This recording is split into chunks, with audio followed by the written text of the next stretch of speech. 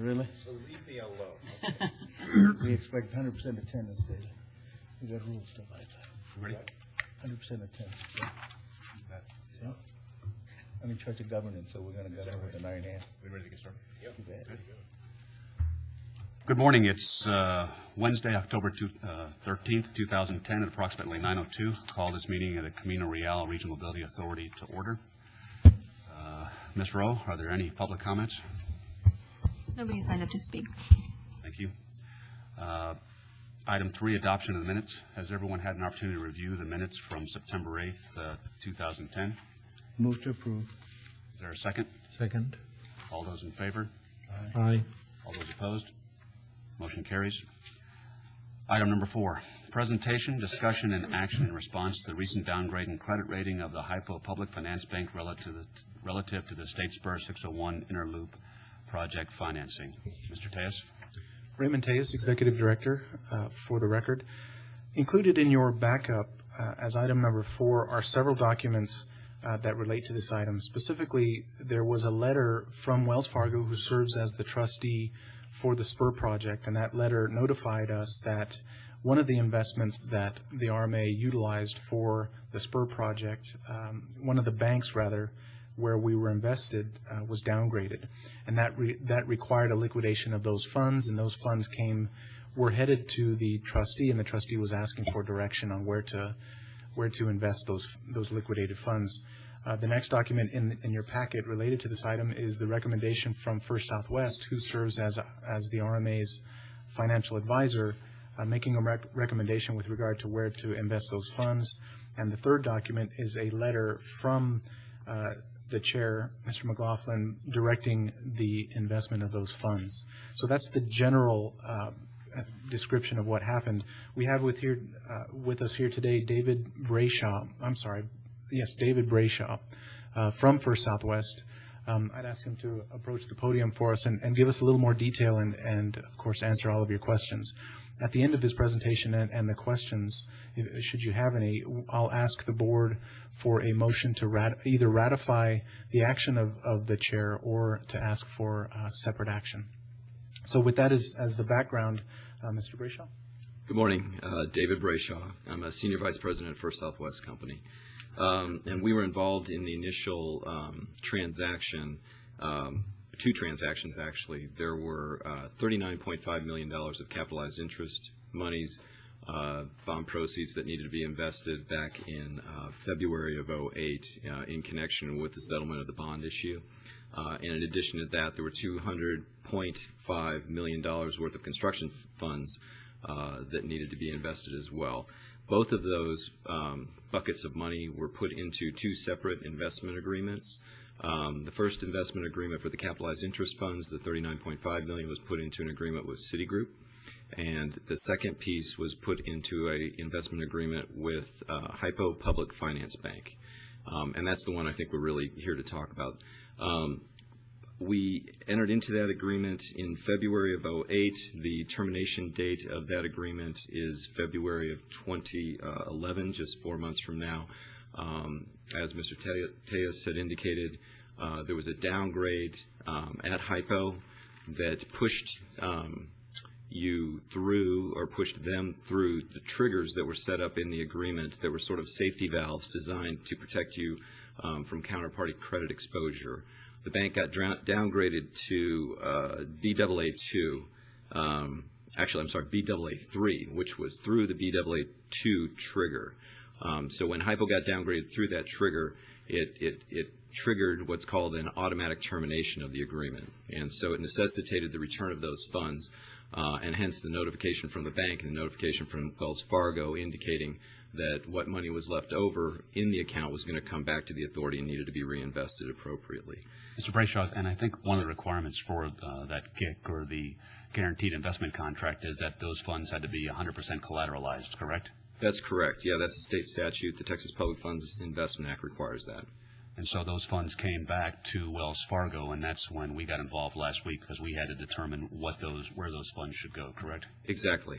And those funds, when they went to Wells Fargo at that time, they were not collateralized, and we had to move them into some sort of collateralized position. That's correct. Wells Fargo kept those funds initially in what they call a sweep account, which is not collateralized and therefore not compliant with the Public Funds Investment Act. So that being the case, we examined what alternatives would be available for the investment of those proceeds, those remaining proceeds. And we looked at just extending the agreement, which was really not viable because, you know, the downgrade of the bank made that sort of impossible. You wouldn't want them as a counterparty anymore anyway, we didn't feel. So then we thought, what about a replacement agreement with a, you know, substitute counterparty of a better credit quality? The unfortunate part, you started out with $200 million in that account. You've spent almost all of it. There's only $6 million left in the account, and there's only 4 months left until it was projected to be all spent. We couldn't find anybody in the market who would be interested in participating in an investment agreement for that little amount of money over that short a time period. So a replacement investment agreement was not an option, unfortunately.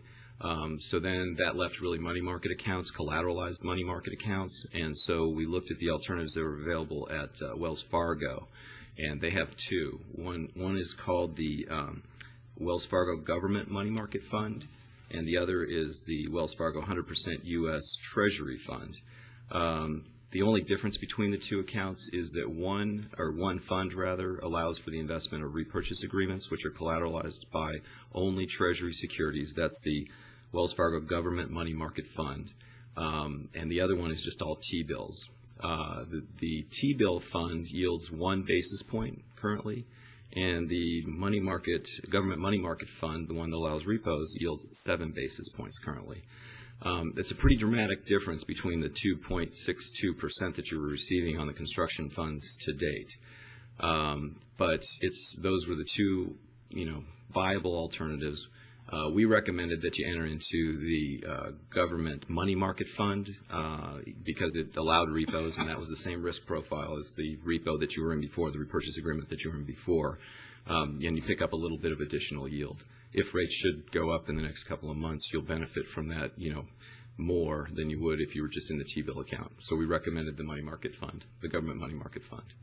I looked, you know, you may want to know just economically what's the impact on the authority.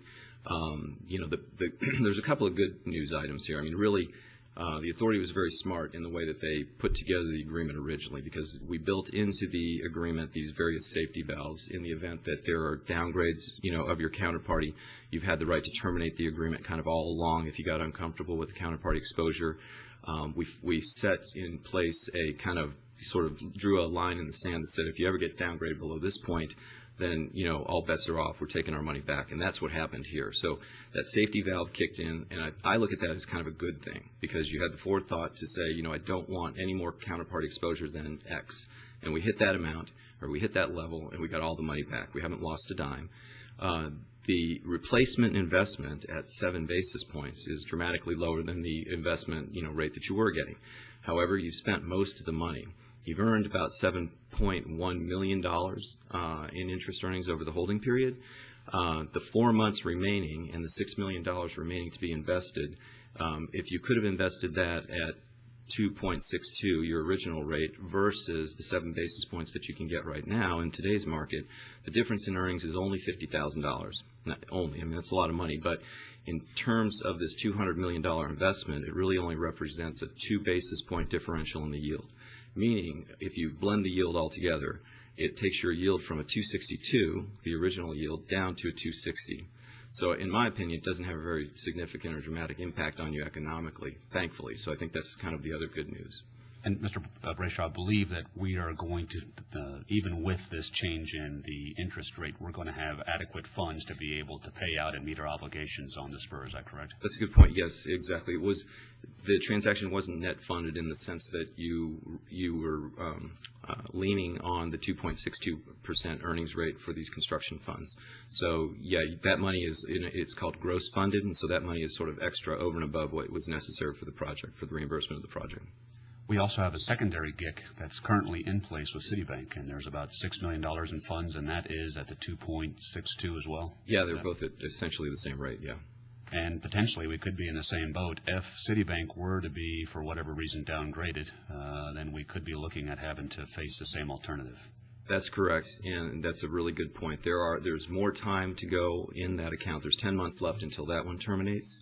It terminates, I believe, in August of 2011, and however, again, you've only got $6 million left in that account. So you spent the majority of the money as well, so you're kind of in the same situation economically. It's not going to have a giant impact on you economically if Citigroup does get downgraded. And right now, I have to say, you're right at the trigger. If Citigroup gets downgraded one more notch, then yeah, we'll be in the same position. Which, as I said before, it's not a bad one. I mean, it's one that you had the forethought to put in place a mechanism for handling this stuff ahead of time. So I really think, it's not all bad news. Yeah, the nice thing about this is that with several new board members that weren't here, and I wasn't here when we put all this spur funding together, is it kind of helps us to understand what our options are going forward.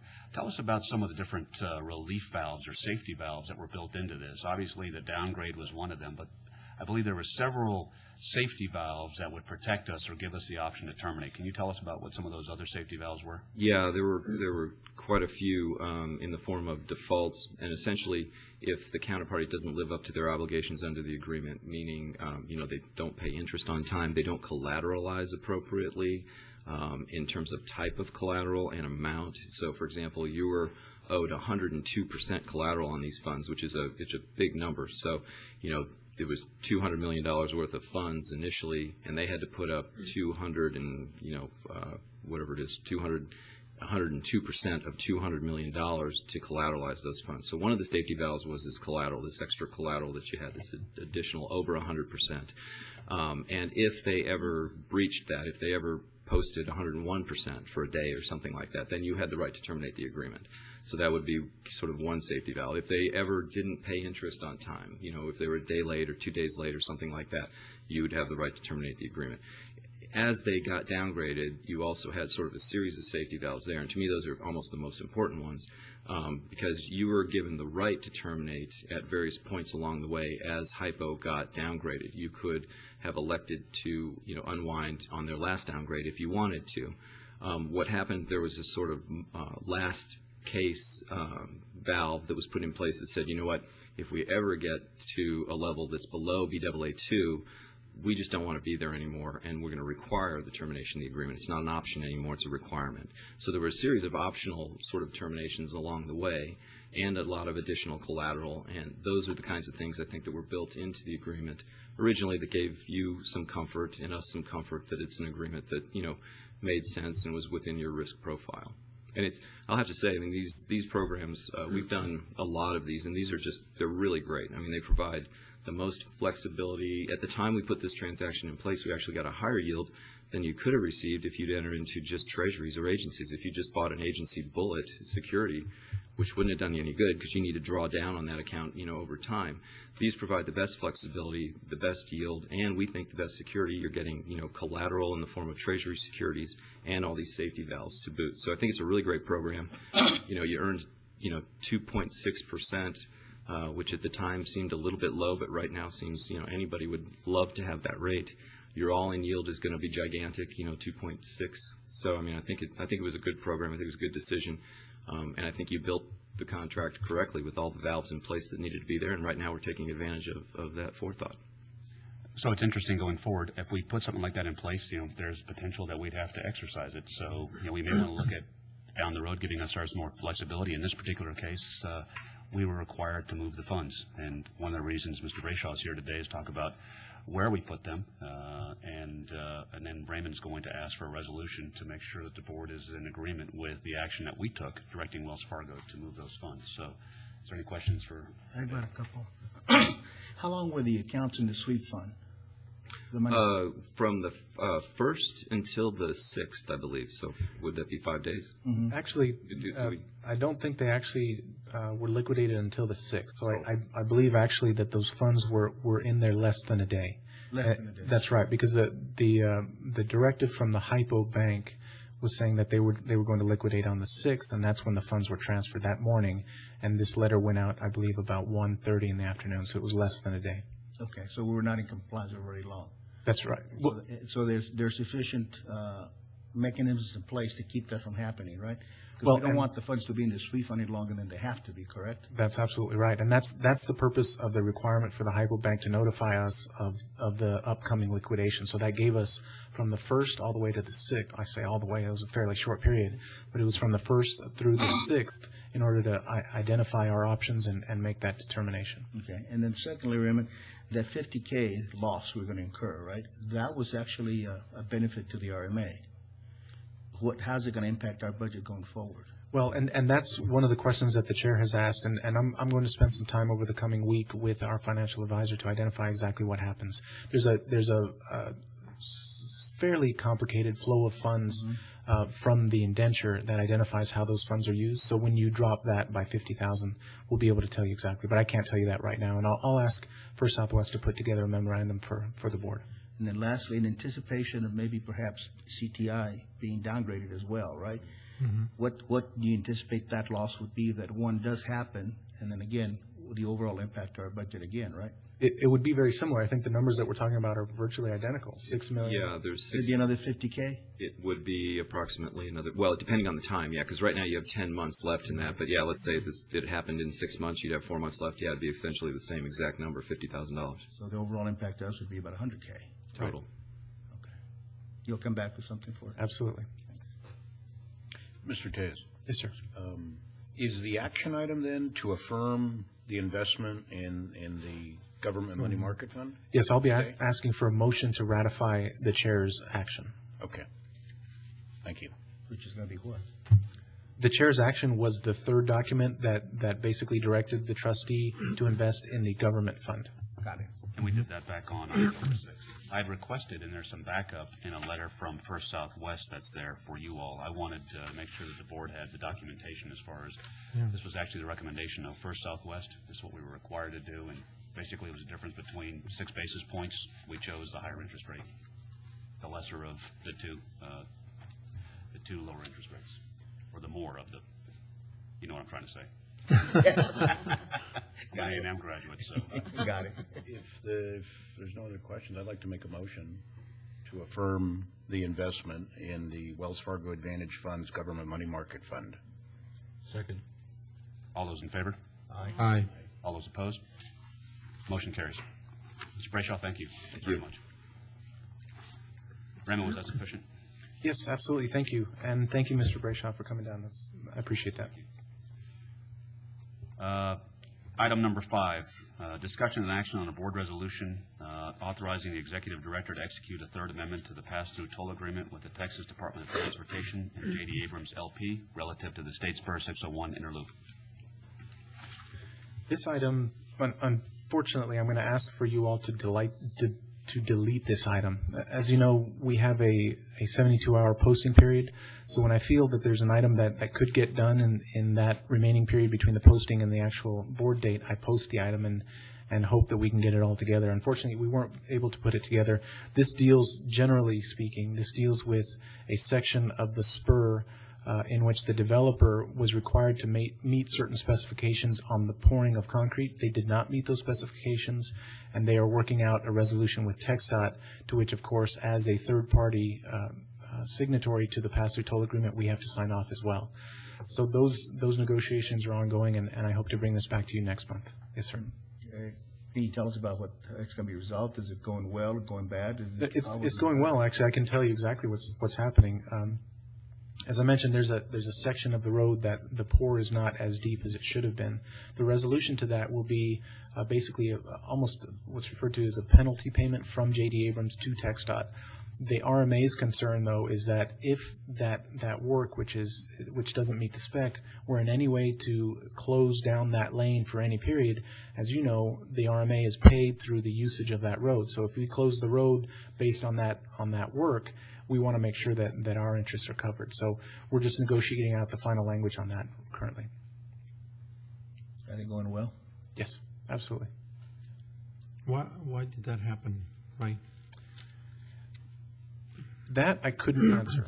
I think that it's not entirely uncommon, but on occasion the pours, this one in particular, turned out a little shallow. I'll get you a technical answer. And this actually was caught by our by the quality assurance, I believe is it, who was doing the quality assurance on the spurs at EC? It's Robert Kistner. Robert Kistner. And this was caught by them as part of their quality assurance, and they're the ones that brought this to our attention. Is that correct? That's correct. And was it an innocent mistake by Abrams? I mean, did they? Yes, absolutely.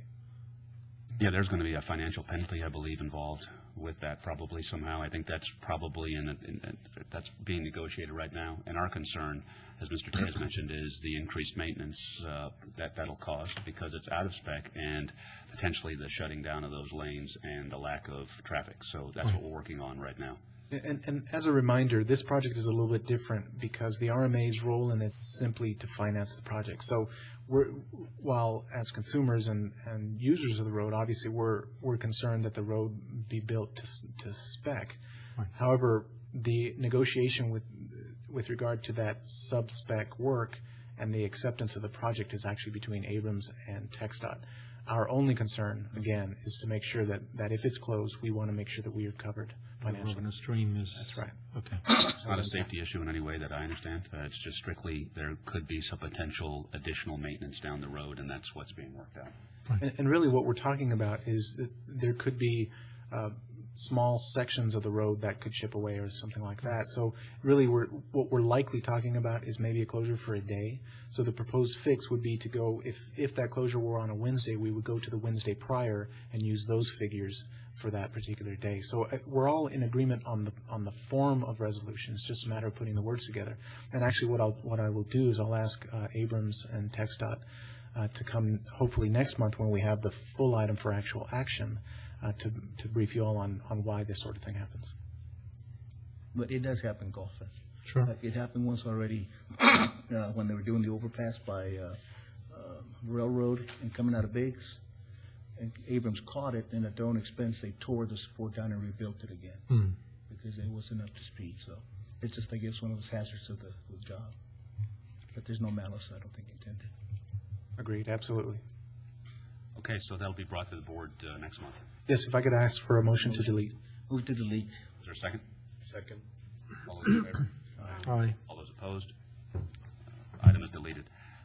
Item number 6, discussion and action on a board resolution authorizing the executive director to execute an interlocal agreement with the City of El Paso for the implementation of the I-10 Corridor Aesthetic Improvement Project. Unfortunately, this is in the same boat. The RMA has been negotiating with the City of El Paso to enter into an interlocal for the aesthetic project. Excuse me. Unfortunately, we have not yet finalized the terms on that agreement. This item was pulled back by the City Attorney's Office late last week, so we're waiting to hear back from them on what the remaining issues are, if there are any. So unfortunately, I can't tell you what the holdup is on this one, but I'll ask for a deletion, and hopefully I'll be back next month. As you're all aware, this is the $10 million aesthetic project from basically Trans Mountain to Americus. And I believe what we're trying to do is get some funding up front to get the artistic concept started, get some of that work done so that when the first group of funding comes in next August, September, we're available to get started right away. So hopefully we'll have the agreement and we can move forward. Is there a motion to delete this item from the agenda today? So moved. Is there a second? Second. All those in favor? Aye. All those opposed? Item's deleted. Number 8, discussion and action on a board resolution regarding the adoption of the CRRMA legislative priorities for the 82nd Texas legislative session. Mr. Tejas? Actually, I believe we skipped one. We skipped number 7. I'm sorry. So, item number 7, discussion and action on a board resolution authorizing the executive director to execute a financial assistance agreement with the Texas Department of Transportation for the Loop 375 Cesar Chavez Managed Lanes project. This one I'm happy to tell you I'll be asking for action on this one. This one relates to, of course, the Cesar Chavez project. In this item, and you may recall, we've been working on this one for some time. We had, pursuant to board authorization, we had submitted a request for financial assistance to TxDOT in the amount of $80.25 million to pursue the Cesar Chavez Managed Lanes project. As a reminder, the project actually consists of rehabilitation of the 4 existing lanes in the Cesar Chavez corridor, which is from Loop 375 at Zaragoza to US 54. So it's approximately a 9-mile span. We will rehab the 4 existing free lanes, and they will remain free, general purpose lanes. And we will also add 1 additional managed lane in each direction to the center. So basically what you'll have in the end is 3 lanes in each direction. 2 will be free, 1 will be tolled. That's the project scope. What this agreement does is actually grants the RMA access to the $80.25 million, so we can begin the preliminary work to identify the procurement approach. Will we do this design build? Will we do a design bid build? It identifies all of and it allows our engineers to go in and look at the schematic developed to date, the environmental work developed to date, and really put that package together and identify any areas where we would need to add additional engineering work, and really to structure the entire project and the terms of that project. So really the value of this is to get us the resources we need in order to put this project together. What will result from this, and part of the $80 million will actually help us get to the next step, which would be a project development agreement with TxDOT. And in that agreement, that's the agreement that actually sets out the terms, the scope of the project, and identifies all of the items that we will be responsible for building, how we will procure the developer, and all of the details between TxDOT and the RMA. So first is the financial assistance agreement, which provides us the resources. And the next step after the FAA will be the project development agreement, which really turns the project over to us and allows us to move forward. So this is the first of the 2 steps. Any questions? I'd like to, I saw, and I know that we're going to do that in a minute in a different item, and that is the designation of the different people who are going to serve in the different committees. But you recall, Raymond, perhaps since you've been here from the very beginning, we're almost, 3.5 years since the RMA was created. And we talked about and I think it falls right in the middle of that location, the International Bridge project that went belly up and things like that. I wish that we introduced that discussion when the process begins again. I know that there was some opposition to that in there, but I would not like to see a project like this then be undone by a future project. So maybe we can restart that. It may be a dead thing, but as a planning committee, perhaps we can meet again in the near future, invite the mayor, the new mayor of Juarez, and see what they're thinking. And I know that part of the issues that happened with the Yarborough area was the neighbors were a little upset about the potential traffic, but that doesn't preclude creative solutions such as an all southbound type of connection, just essentially the traffic flowing in. I'm not sure, but it might be a good opportunity. Now, it could get us into maybe a dead-end issue, but I really hope that we can, as we are looking at the place and scoping the project and the different kinds of things that have to be added and done there, the lanes and, that we look at that. So I don't want to miss that opportunity to interject this conversation again. It may not go anywhere, but I think it's worth looking at it, particularly given that Customs is now checking the southbound traffic. And so let's think about that a little bit, okay? I think it's worth another look, perhaps a couple of years down the road from that first fiasco. Well, I would mention, and we're going to speak to this in one of the later items as well, item 9A, the regional ports of entry study. Actually, the focus of that study is to determine how the individual ports of entry are working and whether or not they're working as a system. And really, that study came from the bridge fiasco, as you referred to it earlier. The city at the time decided, rather than focusing on creating a new bridge, they needed to determine whether, in fact, they actually needed a bridge. So I don't know from a timing perspective how to really do this, because that study will be done, I believe, in the first quarter of 2011. Yeah. And that study, so we can certainly incorporate the results of those studies, but I don't know that I would recommend that the RMA go out and try to initiate the discussion on a new bridge. I don't think that's within the purview of certainly this project. Now, I do agree that the results of those study those results need to be incorporated into whatever work we're doing on the Cesar Chavez project. I agree with that absolutely. No, I think that discussion has to be added to that, even if it doesn't go anywhere, so that we don't miss an opportunity that may be there in the future. And this would be a tolled bridge anyway. So, we had even talked about bundling the toll with tolled lanes and then going south, getting on the bridge, and you essentially don't pay anymore because you've already paid, or you have a tag, it's discounted automatically by technology and things like that. I mean, it's a discussion worth having within the committee perhaps, and bringing in that particular study that was done. I participated in a couple of sessions with that assessment of, the efficient use of the international ports of entry and so forth. I think it's not something that we ought to miss. I'm just putting it on the table so that we at least discuss it and look at the potential collaboration with the city or whoever is doing that. I think it's something that we can't miss. Mr. Chair, I guess that argument is valid only in regard to, and it was brought up even with Mr. Berry from TxDOT, because if there is a port of entry on that part of Cesar Chavez that we're talking about, the issue is how do we prevent the conundrum we're in now at the Americas, where you have to get off of I-10, crisscross through various streets to get to the port of entry. And what I believe the argument back then was, we're going to do Cesar Chavez, but TxDOT, I guess it's a TxDOT issue, right? At that point, how you get from the port of entry to Cesar Chavez. So those connectors, and if you will, and that's where the conversation became relevant.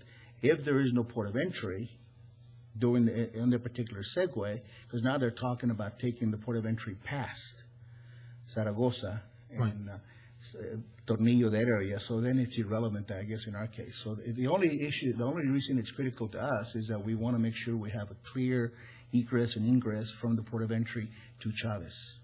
Well, and I guess what I would point out too, though, I don't know that we would want to inject a great deal of work into the Cesar Chavez on the idea that there may be a bridge in the future, because the entire bridge process, say for example, in the first quarter of 2011, the study says, yes, we need a bridge. That begins a 10-year process, something like that, for a presidential permit and all the requirements necessary to actually build a bridge. This project that we're talking about starting now. I don't think that it has to take that long. I think we need this is probably not the right moment to get deep into this, but I think we may, I don't know, Mr. Calvo, can you enlighten us on this? There is a slimming down of the process for presidential permits and things like that. I don't know if it is even a conversation worth having, but it's certainly worth not missing it. Good morning. Eduardo Calvo with TxDOT here in El Paso. The presidential permit, as you all know, is a very lengthy process, a very complicated process, and typically it takes longer because it requires a lot of coordination between agencies from the two countries at the local, state, and federal levels. So the cases where we've seen presidential permits awarded very quickly is because all the pieces fall into place, and all the technical studies, the environmental studies of pre-design and all that are done, but the coordination between all the agencies and between both governments really happens very quickly. That is more the exception, I believe, than the norm. That's why you see that typically presidential permits take years, 7, 8, 9, 10 years. But again, with regards of to the original question, as Mr. Tellez was saying, the Cesar Chavez project is one that we're very interested in beginning now. I don't think it's a bad idea to think about multiple possibilities of what could happen in the future from a planning perspective, and again coordinating with TxDOT, the City of El Paso, the MPO, and all the agencies. But in terms of the time frame, the Cesar Chavez is, we're looking at implementing that in the short future. But the design, when you look at the highway, and if we're going to do the toll lanes, we could do them in such a way that that piece could fall into place later, even if it is years down the road, as opposed to planning and then later having to break it down and totally redo the area. I mean, we just should plan in such a way that it's ready to go, the second section, if it were to happen or something like that. That's all I'm saying. Not that the bridge may be a reality anytime soon. This project can go on, but we can leave it ready to just simply hook up with a potential project in the future, as opposed to having to break it down, years down the road. But maybe in a planning committee, it's a place to have a thought, thinking. Scalpo, could you come and talk to the planning committee sometime about, what our options are? I believe we're looking at potentially letting this project in 2011, so the time frame on this project is rather short. While we're looking at the potential of what could happen, I think it's important to understand how much cost it may add into a project, and then there needs to be some sort of cost-benefit decision in terms of how much does it delay us, what kind of cost does it give us, and are we getting the best value for the money? And we are limited in terms of the funds, $80.25 million, and we'll go from there. So I think maybe the planning committee might be the right choice to start looking at this, and we can go from there. For clarification, whose responsibility, ownership would those connectors fall under? TxDOT, the city, state? I think it all depends. It all depends on how it's negotiated, because, for example, Bridge of the Americas is a little different because of the ownership of the bridge itself. With the other bridges that are the property of the city of El Paso, the connections, technically they are in the state highway system. But again, there's many ways of agreeing who maintains it, who does it, and all that. But from an operational perspective, absolutely, the connections have to be there to make the access to the facilities on the El Paso side and also on the Mexican side, make them as efficient as possible. I guess what I'm saying is it wouldn't be the responsibility of the RMA, would it? The connectors. We don't even know it says at Chavez, right? Well, it could, I think, is the answer. And I think what Eduardo, Mr. Calvo is referring to is that all of that is subject to negotiation. By way of example, this project is unique in that we're blending the toll projects, which will essentially be the RMAs for years to come, and the non-tolled roadway, which at least my thought is at this point, those would be turned over to TxDOT. So there's a blending there already. Americas, the RMA is building those structures and turning them immediately over to TxDOT. So you've got a blending there. If the international bridges were a project of the RMA, then you'd have the similar conversation. So the answer is it depends. And also, we have to remember that by statute, we're not precluded from owning bridges either. I mean, we could build them and toll them ourselves, and it'll be a project of the RMA. And then by statute as well, if it hasn't changed, I don't know what's going to happen in the future, that we could potentially invest in the entire bridge and come up with a proposal to Mexico that the RMA will build the entire bridge and own it until it's paid, because we can invest abroad if we demonstrate that this is a project that benefits El Paso. So potentially we could fund the entire project. So I'm just saying, maybe in the planning committee it'd be good to invite a number of actors, have a good conversation, and only so that we can think about leaving the project ready to hook up with a potential future project if that's going to happen, and to bring the input of the study that has been done. And by the way, I think it was like $1 million. So how much did it cost? 3.2. 3.2. We just spent $3.2 million studying the situation of the bridges. We can't ignore a $3.2 million project, when we are planning on the border highway. That's why the results of the study actually won't be out till first quarter, so we're kind of waiting to see kind of where that's at. So I do suggest that we move this to the planning committee. Sure. And we can Agreed. further from there. So any other questions for Mr. Calvo? Mr. Calvo, thank you very much. Is there a motion on item 7, authorizing the executive director to execute a financial assistance agreement with the Texas Department of Transportation for Loop 375, Cesar Chavez, Evangeline? Second. All those in favor? Aye. Aye. All those opposed? Motion carries. Item 8, discussion and action on a board resolution regarding the adoption of the CRRMA legislative priorities for the 82nd Texas legislative session. Okay, Item 8, as you all will recall, at last month's board meeting, I provided you with a description of each of these items. So what you have before you today is a resolution that actually adopts the legislative initiatives for the Comunidad RMA and identifies them within Attachment A. We're following the same format that we did for the last session as well. The five items that we focused on include primacy, extension of CDA authority, the CRRMA cleanup bill, transportation reinvestment zones, and the environmental review process. And this last item, as you'll recall, we had some discussion at the last board meeting with regard to what that actually meant. So what I provided also as backup for this item is a memorandum from our attorneys, which actually provides the detail on what this bill amounted to in the last session and what we're looking to support for this next session. So, subject to your questions, this is what I am providing as the proposed legislative initiatives for the RMA.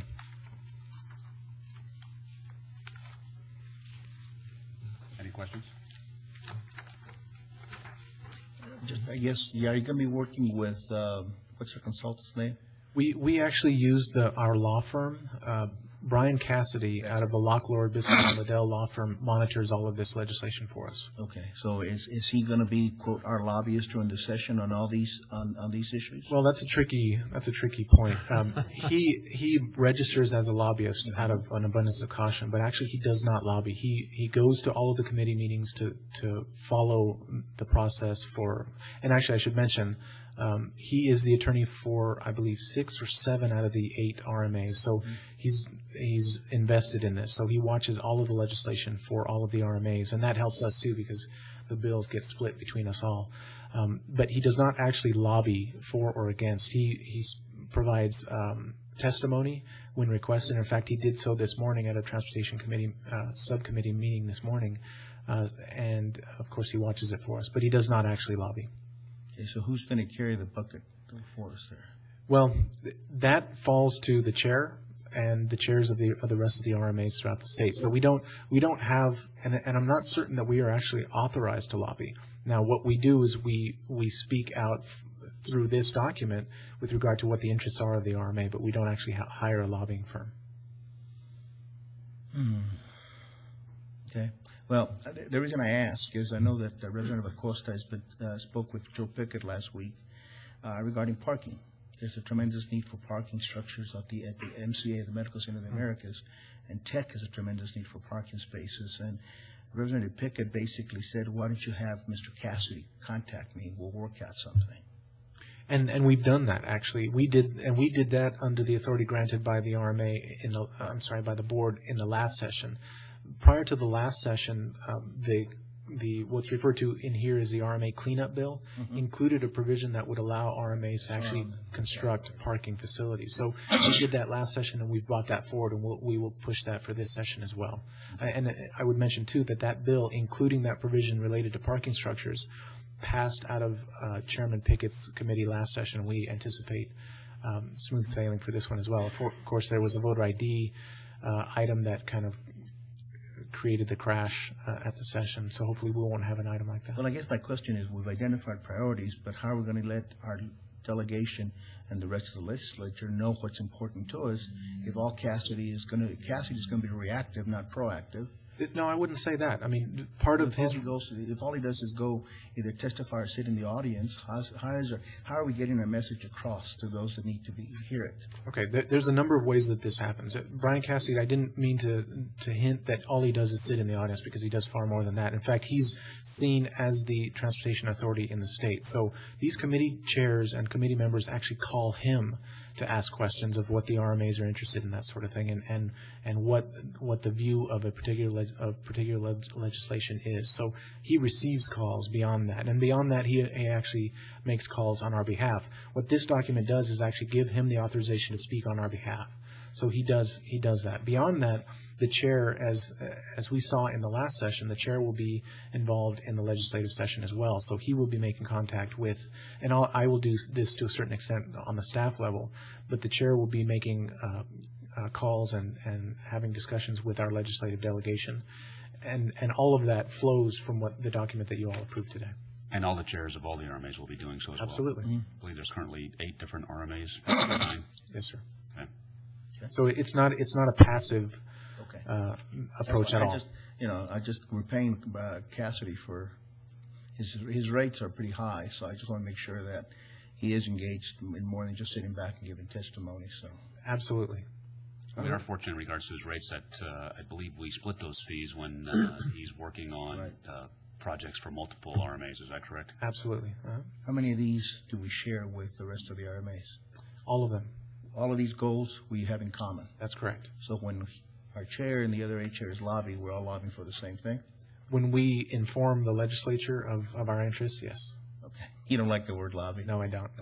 When we inform the legislature, of the the chair or initiative. Mr. Cassidy, we're all in sync. We have all Absolutely. these in common. That's There's nothing absolutely unique to El Paso in here. Nothing. No, sir. And to that point, actually, I believe all of these are from the last legislative initiatives as well. I think most, if not all of these, fell victim to the Voter ID Act and that debacle. What is the most important way in which we will be affected or impacted by this, by these items? I mean, they're obviously short paragraphs, but I have the feeling that there's a lot hidden in them. What are the most serious changes that we would be affected by?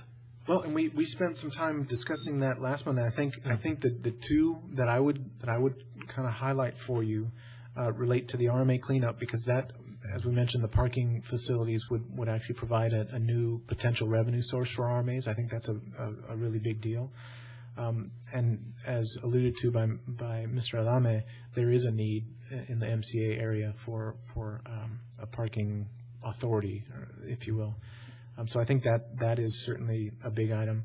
The other item I would suggest is the extension of the CDA authority, and that one we discussed last month as well, which basically there are 2 types of CDAs. One of them is a concession type, which that authority has expired. No one can do those currently, except for those identified within the statute that was passed, I guess, 2 sessions back. And then the other CDA authority type is the type that we use, the design build, the type that we use for the Americas project. And that's very important for us to get passed because that expires in August of 2011. So if we don't have a CDA, a design bill CDA in place before August of 2011, we won't be able to utilize that form for Zaragoza, for Northeast, for Cesar Chavez, for any of these projects. So I think that's a very big item as well. Now I would mention too, though, that there are in fact other ways to get to a comprehensive development agreement, but they're not as useful and they're not as they haven't been utilized as this has. So the other RMAs throughout the state, ourselves included, have been using this CDA, this design build CDA authority, and we'd like to keep that. So I think that is another very big item. So I think those are the 2 that would impact this particular RMA the most. A sensitive question, Raymond. The delegation itself may change in November, I'm not sure, but it may. How is the delegation for El Paso? Where do they stand on these items? Well, I suppose the one that we focus on, that we can focus on currently, would be Chairman Pickett, because all of these items are transportation related, so that means all of them would have to flow through his committee. As I mentioned earlier, I believe all, if not all, most of these, actually I believe all of them actually went through his committee last session and were approved and came out of that committee. So we believe we have the support of Representative Pickett on these particular items, and we will begin making contact with the rest of our delegation to make sure that they are in agreement with us. And if not, there's all sorts of information that we can share and explain why we believe these to be important initiatives for this particular RMA. But we believe we're in good shape. And the majority of these, in fact, item number 4, the Transportation Reinvestment Zone, that legislation was sponsored by Pickett. And I believe there may have been another one, I can't recall. Maybe the RMA cleanup may have been sponsored by him as well. So not only is he supportive, he's actually sponsoring one. Well, it's important because he's one of the continuing, potentially more central members of the El Paso delegation in Austin, and obviously somebody who has had his finger on the RMA buttons very closely. So It's important to. Any other questions? If not, is there a motion on item 8? So move. All those in favor? All those opposed? I'm sorry, I didn't hear who, the motion was Adame and the second was who? I'll second. Second. Okay, thank you. Thank you, Susan. All those opposed? Motion carries. Item number 9, discussion and action on the Executive Director's report, the Regional Port of Entries Plan. This is something that Mr. Tejas discussed earlier. This is a project that kicked off at the beginning of the year in conjunction with TxDOT, the City of El Paso, the MPO, actively involved. There's a group, Jim Brogren from Cambridge Systematics. There are 3 steering committee members. It's Representative Ortega, who is the chair of the Transportation Policy Board, Mayor Walter Miller, and myself. These started out trying to take a look at the bridges as a system, the bridges from Santa Teresa down to Tornillo, and how we can better utilize those bridges as a group to reduce wait times, to improve air quality, and take a look at how those bridges can be looked at entirely as a unique, as a set.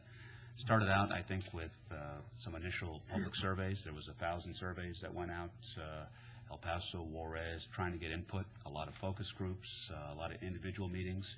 I know last week they met with some individual groups with the Southwest Maquila group and a variety of different groups. Right now, they've collected a lot of data. They've pulled in a lot of data from Customs Border Patrol, Customs Border Inspection, CBI, taking a look at how they can analyze that data. They actually had people on the bridges, I believe, in the last 2 weeks, looking at wait times, looking at how people were queued up southbound, and they are building a model that they can start then and taking a look at doing different things. Some of the things that this group is considering is potentially variable pricing, to look at some sort of congestion pricing. Perhaps it's more expensive during certain times, less expensive off-peak. They're looking at alternative staffing. They're looking at changing potentially some to commercial only. They're looking at potentially, can you toll Boda? And is that a possibility? So it's important, and I believe Mr. Brogan from Cambridge Systematics is going to make a presentation next month during our November meeting. And there's a website that's currently up with a lot of the projects, a lot of the paperwork, a lot of what they've done so far. I think it's the elpasoborderplan.org. So I'd encourage you to take a look at it. And we anticipate the results sometime in the first quarter of 2011. So, Tejas, do you have anything to add? No, sir, other than as backup for this item, I included the original scope of services for the project and also a fact sheet. So that this is really, as mentioned by the chair, this is really a primer for next month with when Mr. Brogan comes to brief the board on progress.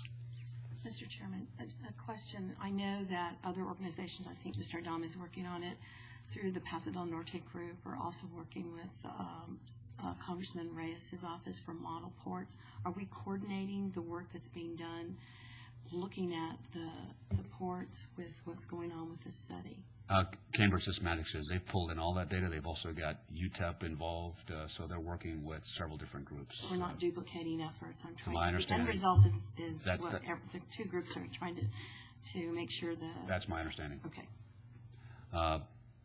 And it's a rather involved, it's a rather expansive study, and I think one of the things that the study will show at the end is, because I think they're looking out to 2035, with all the operational changes that are going to be put in place, are the current structures and is the infrastructure that we have in place sufficient to move forward?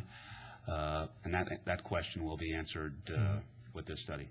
And essentially answers 2 questions. One, whether we're using what we have efficiently, and 2, if it is used efficiently, then do we need to add capacity? I think, and hopefully it'll highlight at which point where if we do everything that we can to maximize the efficiency, at what point is there a point where that's no longer enough? Is there a point where additional infrastructure will be needed? And we'll see, and we'll be able to ask Mr. Brogan when he's here next month. I want to bring an item there, again, kind of resuscitating old debates, perhaps, but the Regional Mobility Authority, at some point we were working on a plan to sort of expand the authority to be truly regional, because so far we cover the city of El Paso. I don't think we even cover the county, do we? I think it's just the city. That's not a partner. Right. So it covers only the territory of the city of El Paso. So clearly, I'm not sure where the effort should come from, but, we were talking about, for example, there's no bridges needed west of here. And to me, a port of entry, even if it is out by Santa Teresa or somewhere over there, it may be easier than building another bridge by Tornillo. So we need to look at the region as a whole. I think they are actually. But if we're going to operate as an RMA, maybe we ought to think about that, expanding that RMA and growing the board. We talked about all these things. They're all in the records, to include Sunland Park, parts of New Mexico, and the county. Looking at all 6 bridges from Sunland Park to... Yeah. But as an RMA, we can only kind of... Actually, Mr. Chair, I think Mayor Cook 3 years ago was working hard to try and expand the authority and membership on the authority to include Horizon City, Sunland Park, and various other cities in the region. I don't know. I know we met with various mayors in the region. I don't know whatever came of it, though. And it's been about 2 or 3 years. That's right, actually. We have met with several of the rural communities who expressed some interest early on. Mm-hmm. That interest kind of fell away with administration changes and that sort of thing. But I was at one of the meetings with the mayors, and they were just overwhelmed with and uncertain about what liabilities they were assuming if they brought in their membership in the authority. And I think that was a big concern for them. A very careful political work, to be sure, and I learned that lesson as we did that. They certainly are very suspicious, but I think we can make small efforts to keep them well informed, and then eventually to convince them to participate. And I agree with that. And I think to a certain extent that is happening almost organically. I think that when we, by way of example, the groundbreaking and with America's project coming online, and incidentally, I would mention also at each MPO board meeting, TxDOT leads an update to the TPP, to the Transportation Policy Board, on the Comprehensive Mobility Plan, and includes updates and comments from myself as well as the city as the other CMP partners. So I think by doing that, we continue to reinforce who we are. The rural mayors are beginning to know us, and in fact, one of them in particular actually came up and asked what kind of projects we could do. They're interested in particularly one project with us. So I think that is happening again now, and I think that as this organization becomes more established, we'll see more of that. And we will continue our outreach efforts, and part of our strategic plan includes outreach to not only the county but the outlying rural communities as well. So that's all within our purview, and that continues to this day. In fact, we met I'd say probably about 2-3 months ago with several county commissioners who expressed interest in revisiting that discussion once the election season is over. So we will obviously continue on that path as well. Raymond, circling back to this Port of Entry's operations plan, and as you know, there's 2 congenial projects going on, one being chaired by the PDN, which is the Model Ports of Entry. Okay, Commissioner Burnson has given permission to do a model of 250 trucks, and I believe Secure Origins is working on that and putting that model together along with the mayor, who's been lobbying Commissioner Burnson on it. There's also the county was able to secure a $2.5 million grant to do another pilot program, but I believe that one's restricted to 25 or 30 trucks. I know everyone agrees that's not sufficient. When we get a presentation on this Ports of Entry plan, are those components going to be presented as well, or do we need to bring them in? Well, I think it goes to Susan's question about are we working as a team, or are we just, because this data that this Cambridge is doing, that's it'll be next year before they present a recommendation, correct? At this point, all they're doing is regurgitating data. It'll be first quarter of 2011 before they have some sort of... Exactly. Well, but between now and then, these 2 other projects are moving forward.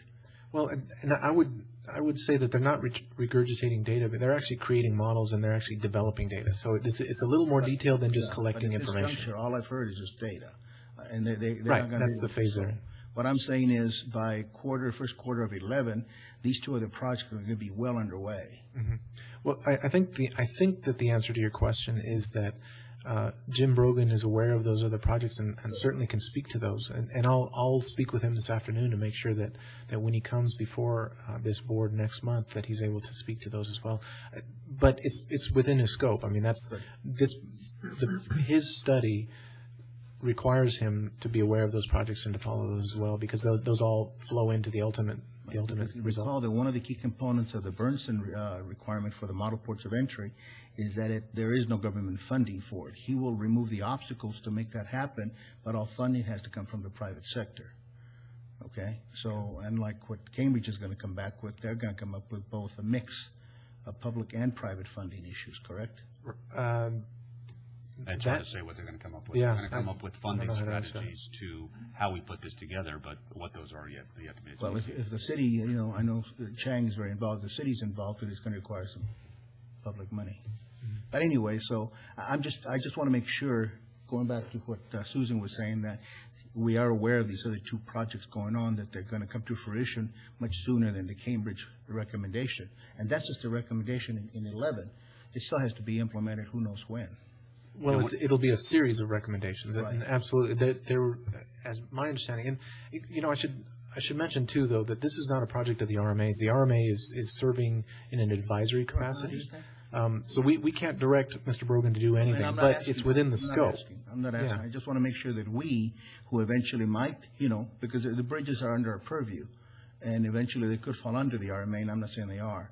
But if we're going to get into something, at least we want to be cognizant of the entire picture from the 50-foot level as well as the 100-foot level. And I think that has been made abundantly clear to Mr. Brogan. If you recall, this is a TxDOT project with heavy input from the city of El Paso, who actually developed the initial scope. So this initial scope is to look at all those things. And so I really believe that your concerns are being met. One of the things I'd encourage, too, is Jim Brogan's contact information is on there, Ralph, Susan. I mean, Jim is very accessible. He's open to ideas. He's looking for information. If you'd like to call him and discuss with him prior to the board meeting, I think he would welcome that and be glad to answer any questions that you have. So, Absolutely. I just want to add one thing. Too late. The one thing that I want to add is I'm glad that we had this conversation, because sometimes I feel that we go into a specific project and we zoom in so narrowly on that project, and our job to some extent is to look at regional mobility. And so it's good that every once in a while we have a broader conversation on how this piece and that piece and all these different pieces fit together and the kinds of things that we need to do. And that's healthy. And I'll certainly, under the guidance of the chairman of the board, I'll invite everybody to the planning committee so that we can then open it and have those conversations. that's a good point. And one of the things that I've had conversations with Mr. Tejas about is, we are very project-driven, where we're right in the middle of projects, and we're very focused on individual projects, but we have several projects going on at one time. Potentially, our next project is the Zaragoza project, $32 million with 2 flyovers. We've also got the Dyer to US 54, $80 million. So I believe one of the things we're going to try to do on each board meeting going forward is kind of update us on kind of all the projects and maybe focus in on one specific one and talk about kind of what we have going on. The whole Cesar Chavez Southern Relief Route is rather expansive. There's a lot going on there. There's some moving parts and pieces with the Esarco land, and so it's important, but we want to make sure that we're keeping our perspective broad and looking at different things, both within the RMA and outside the RMA. So thank you, Dr. Payan. Item B, the Americas Interchange groundbreaking ceremony. That was yesterday. Very well attended. We were fortunate to have Congressman Reyes there. We were also very fortunate to have 4 board members there. So Mr. Adame, Susan, Jim, and Rosario, thank you for attending. I was remiss in recognizing you yesterday. I apologize for that. I appreciate your contributions to the board. This was our first groundbreaking, first RMA groundbreaking. So if you've got suggestions on how we can do things better, we'd love to hear them. Overall, I think it went very, very well. It was very well attended. A big kudos to Mr. Tejas for all of his work. Raymond, thank you. Raymond pretty much ran with the ball, put the operations piece together. worked with TxDOT, got out there once or twice on site, actually found a better site compared to the first one. So there was a lot of work going into it, Raymond. I appreciate all that. Suzanne, if you could kind of update us in terms of kind of the media exposure that we've gotten, and it was important for us to really get this out and to get the RMA's name out, as this is a big project and an important project for the RMA. I was really pleased. Suzanne Michaels, Communications. I'm your public relations outreach person and education. Really pleased with the media turnout for this. It is a big visual project, and I think all of the components came together to make it attractive to the media to be there. There was an article in the El Paso Times today. Ozzy was kind enough to email an image to the Times, and then it turned out that they did not have room to put it in, but I'm pretty sure that Gustavo Reveles will be using that image going forward. It's the one that shows the 3 direct connectors at the Americas Interchange.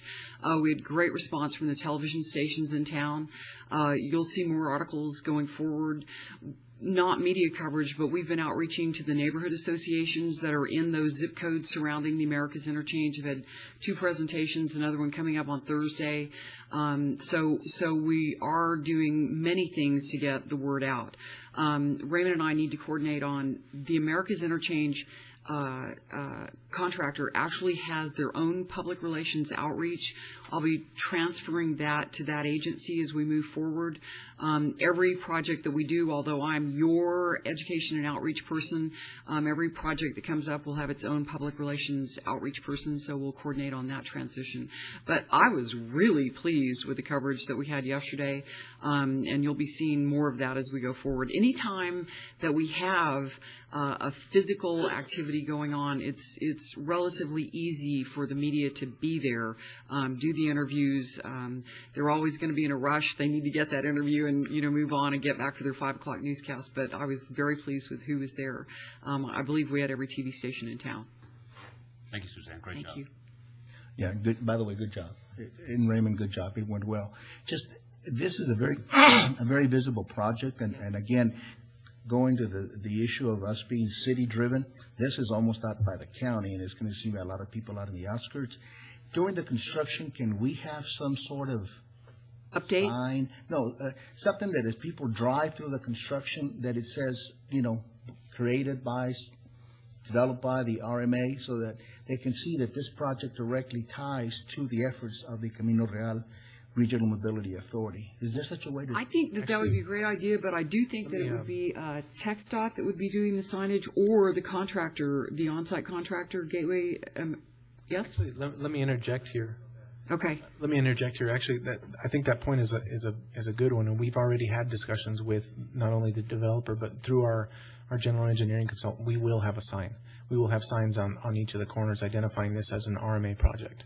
So that we've already looked at that. And in fact, we'll follow the model. If you drive through New Mexico and you see any of their highway or major projects, you see an orange sign that identifies the project developer, the project owner, the cost of the project, and the estimated timeline. We'll have something similar to that. So I think it's a great point, and we've had that discussion. We will have something up there to show that this is an RMA project, absolutely, with logo and everything. Exactly. And I think for establishing a presence for this agency and for the general public to start understanding the tie-ins with who the RMA is and what we do, I think it's really necessary. Yeah, I don't want to make the mistake we made with the inner loop, where if you talk to people at the inner loop, they have no clue that the RMA was even remotely involved with it. Okay, so we want to make sure that this one, to me, is even more visible than the inner loop, that we see that this is a direct result of the efforts of the RMA. Absolutely. There are good, tangible results that will not cost them a penny, because none of those lanes connectors are tolled. That's correct. Thank you. Perfect. Thank you. Thank you. And we are still working on potentially a 4th connector. We will continue to work, and so I think there is, it's hopeful that we can continue in that direction. So, Mr. Calvo, did you have some comments? Yes, Eduardo Calvo with TxDOT here in El Paso again. Just wanted to echo what Mr. Berry mentioned yesterday at the groundbreaking ceremony. First of all, congratulate the RMA on the groundbreaking. This is a huge project for all of us.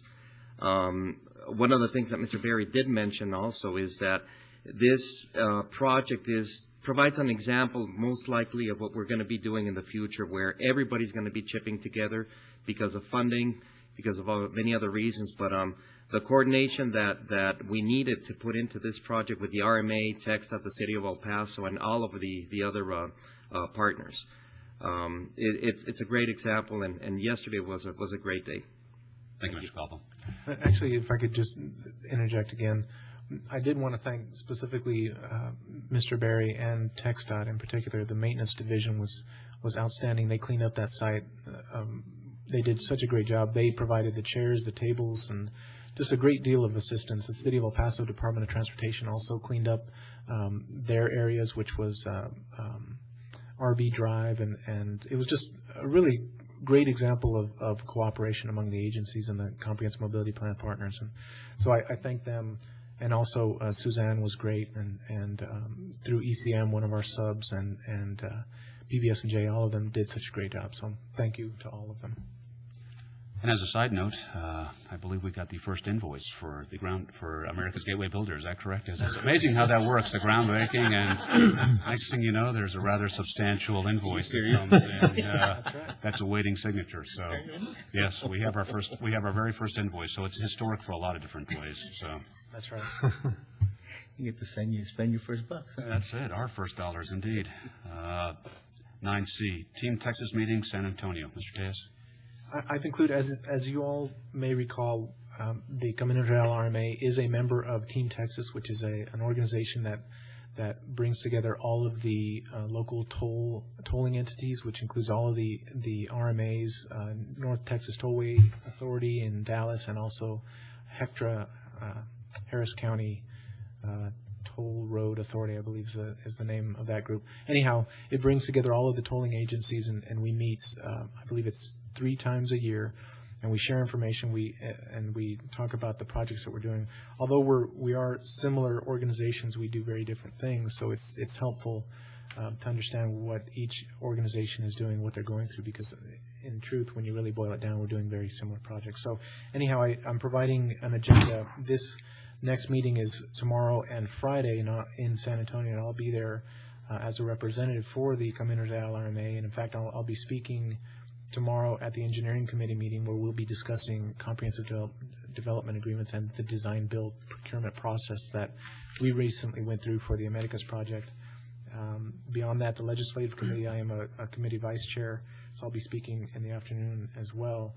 Beyond that, the full meeting on Friday, we've got some interesting discussion dealing with innovative financing and streamlining the environmental review process. So I share this with you just to let you know what we're up to, and to let you know that we're still dealing with the other organizations and working cooperatively and moving forward as a team. So that's just a heads up more than anything else. Thank you. Excuse me, Mr. Chair. Mr. Tejas, I was looking at the agenda for Team Texas, and just as an aside, there's no mention about the current studies going on by the 2030 Committee under the Texas Transportation Commission, which is really just studying congestion and how bad it will be at different levels of funding in the future. You might suggest to them that they bring the chair of that committee in next time. That's a good idea. Absolutely. Because there's a lot of interesting discussions currently going on.